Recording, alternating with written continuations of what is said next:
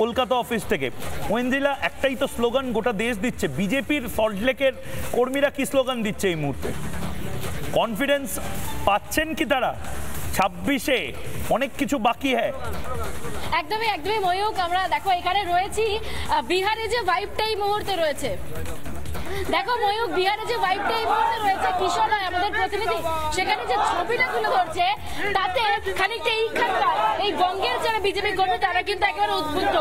দেখো এই মুহূর্তে একেবারে বিজেপি পার্টি অফিস সল্টলেকের সামনে তারা বলছে একটা দারুণ স্লোগান দিচ্ছেন, তারা বলছেন যে ইয়ে তো আমি বাকি হে, বেঙ্গল আভি বাকি হে।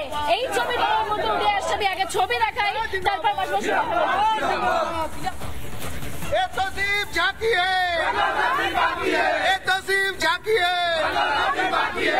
এই যে স্লোগানটা দিচ্ছেন ইয়ে তো সির্ফ ঝাঁকি হে বেঙ্গল আভি বাকি হে, আজকের এই রেজাল্ট আরো উৎসাহ দিল, অক্সিজেন বাড়িয়ে দিচ্ছে।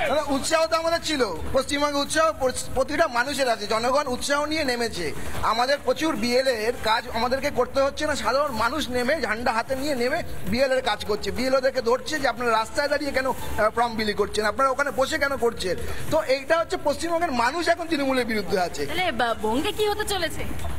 নিশ্চিতভাবে 2026-এ বাংলার মানুষ এখানে ভারতীয় জনতা পার্টির সরকারকে প্রতিষ্ঠিত করবে, কারণ এই বাংলায় প্রতি মুহূর্তে মেয়েদের উপরে যে অত্যাচার, এই বাংলার যুব সমাজের স্বপ্ন চুরি করে খাওয়া, উন্নয়নের টাকা চুরি করে খাওয়া, বাংলার আইন শৃঙ্খলাকে তলানিতে দেয়া, রোহিঙ্গা এবং অনুপ্রবেশকারীদের স্বর্গরাজ্য হয়েছে পশ্চিমবঙ্গ।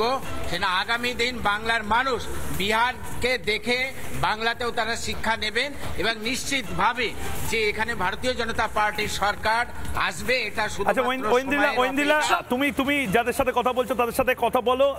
নানা ধরনের কন্টেন্ট দেখার জন্য লাইক করুন, শেয়ার করুন আমাদের ফেসবুক পেজ, সাবস্ক্রাইব করুন আমাদের ইউটিউব চ্যানেল।